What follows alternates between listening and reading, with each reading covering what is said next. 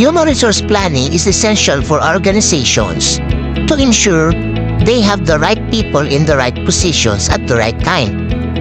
Here are the top 3 strategies in conducting human resource planning.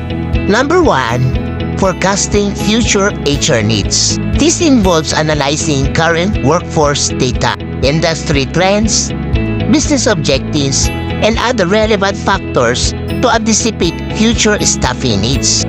Number 2, talent acquisition and retention strategies. Once future HR needs are identified, organizations can develop strategies to attract and retain top talent. And last, skill gaps analysis and training program. Conducting a skill gap analysis involves comparing the skills and competencies of current employees with those required for future roles. Kaya kapag HR ka, of course, you know how to conduct human resource planning.